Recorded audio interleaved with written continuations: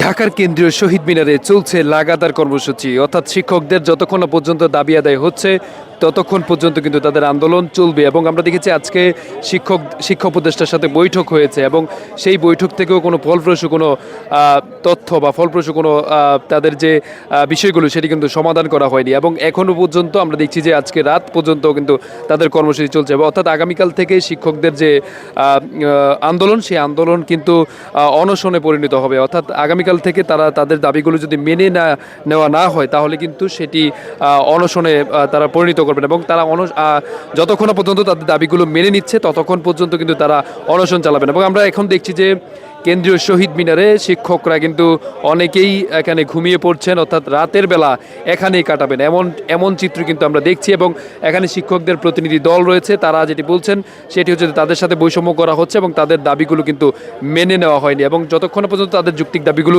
মেনে নেওয়া হচ্ছে ততক্ষণ পর্যন্ত তাদের আন্দোলন চলবে।